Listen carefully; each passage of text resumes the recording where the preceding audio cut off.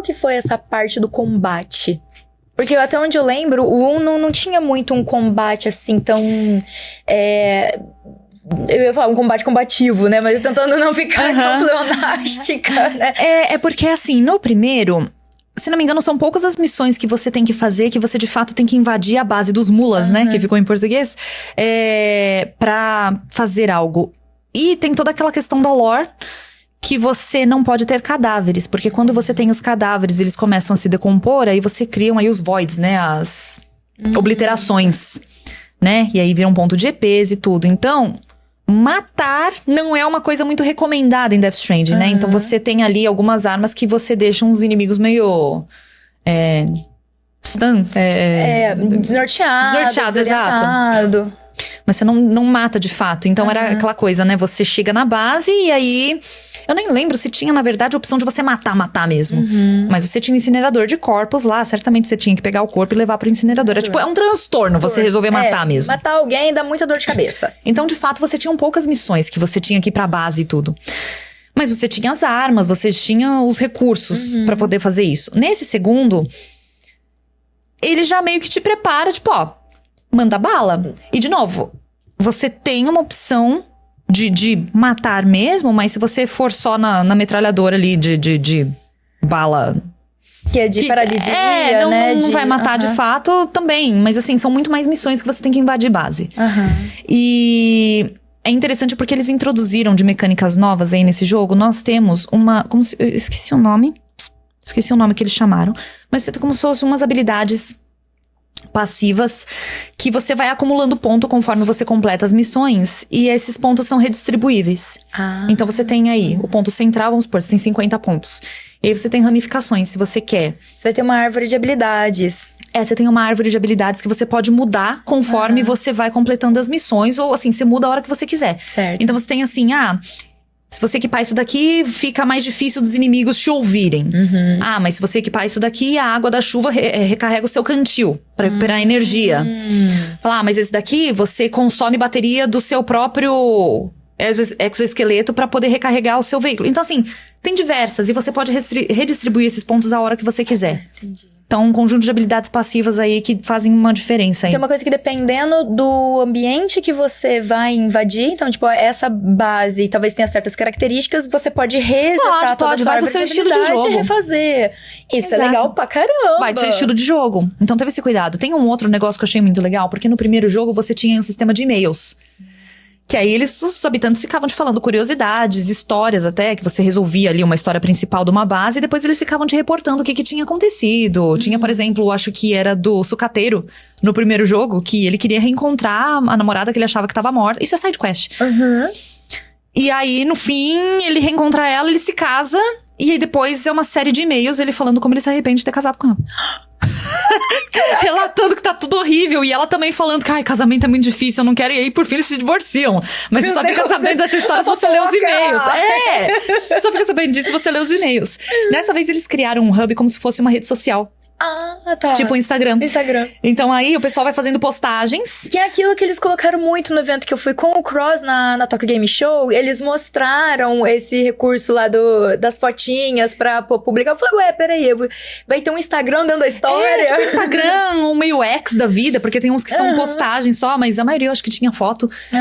Mas aí tem até, inclusive, os comentários de outros NPCs ali falando sobre algumas coisas. E aí... lá tem muita dica.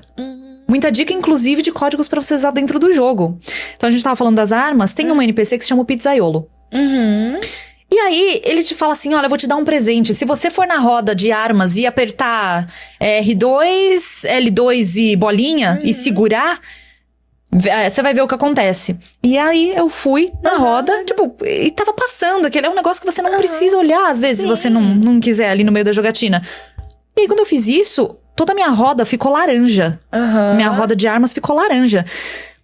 E aí tava um nome que eu esqueci agora, feira ou alguma coisa. E quando eu fui ver, era bala de verdade, tipo, pra matar mesmo. Você não deixava o inimigo desnorteado, você matava mesmo. E aí, sem eu perceber, eu tinha feito a limpa numa base. Aí eu falei, ferrou, vou ter que descartar uns 15 corpos aqui. Nossa! Ai. Caraca, mas isso é muito legal, porque você, né, você vai mudar a tua gameplay e você tem um fator interação social. Tem! E tem também um negócio que eles colocaram, pelos trailers também dos personagens novos, tem o Dollman. O Dollman é como se fosse um boneco ventríloco. A gente viu essa... Ele me lembra um boneco sinforoso. Eu tenho medo do sinforoso. Desculpa. Então, tem a historinha dele, né? É interessante porque aos pouquinhos eles vão mostrando todas as histórias ali. Eles respondem muitas coisas que mostraram no trailer. Então, por exemplo, a Fragile, ela aparece toda com a pele rejuvenescida. Fala, como? Né? Que acontece? Eles mostram isso. Tem uma personagem que é a Doctor, que ela aparece com a mão invertida. E até teve gente que falou assim, ai, será que foi erro na hora da renderização? Tipo, tem os motivos, né? Então, assim, é explicado tudo. Muitas das coisas que a gente tinha se ponderado ali no segundo trailer, eles explicam. E aí esse personagem, o Dollman, ele também introduz uma mecânica que eu confesso que eu não usei muito, mas aí vai do estilo de jogo da pessoa. Sim. Acredito que se você vai mais no stealth, você use mais. Mas, dado o momento do jogo, ele fica amarrado na sua cintura. E aí ele fica... Você jogou God of War? Joguei um pouco. Ele fica tipo um Mimir. Daquela cabeça. Fica falando com você. Então, assim, o Dollman, ele vai falando. Ele não cala a boca, na verdade. E ele vai te falando coisas de narrativa ou dicas de gameplay, umas coisas assim. E tem uma mecânica que você pega ele e você arremessa. E quando você arremessa, ele fica pairando no ar e ele serve mais ou menos como uma torre de vigia. Porque aí você consegue olhar o mapa e marcar os pontos de interesse no mapa que você quer. Inimigos, itens e tudo. E aí eles ficam marcados. Eu confesso que eu não usei muito ele. Mas eu acredito que uma pessoa que vai invadir uma base e vai ficar só no stealth é essencial. É essencial, porque ele vai te dar um outro ângulo de visão da área, né? Exato. E ele vai marcar os NPCs que você precisa desvencilhar. Enfim, então tem muitas coisas que melhoraram a mecânica, né? Parte de entregas mesmo, só esse upgrade que eles deram nas coisas que você... nas estruturas que você já tinha, já deixou muito melhor. Muito melhor. Então, assim, no geral, gente, o que eu posso dizer? O Death Stranding 2, ele mantém as raízes do primeiro, só que ele aprimora o combate e ele aprimora, inclusive, as estruturas que você tinha pra facilitar as entregas.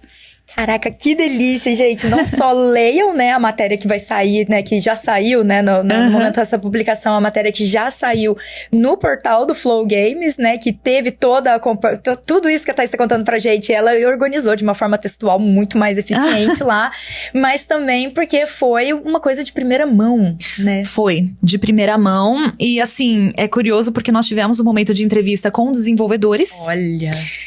Eles responderam muitas coisas e aí a gente teve entrevista com o próprio Hideo Kojima. E aí, gente, a parte que eu acho que o pessoal vai ficar um pouco decepcionado. Eu não tive muita interação com o próprio Hideo Kojima. Eram 30 jornalistas, então eles dividiram em grupos. E era mais ou menos... Eu vou usar a palavra inacessível, mas não de uma maneira... Eu não quero que vocês entendam de uma maneira que o Kojima foi arrogante ou alguma coisa assim. Não. Inacessível do tipo... O time de PR... em volta, em torno do Kojima, não deixava você chegar perto. E não porque ele queria, mas porque eu acho que eles entendiam que o tempo do Kojima é tão escasso e tão distribuído que se um for parar pra falar com o Kojima, os outros teriam o direito de fazer também. E aí, de repente, ele perderia 2 horas do tempo dele só falando com o jornalista. E não era essa a intenção do evento.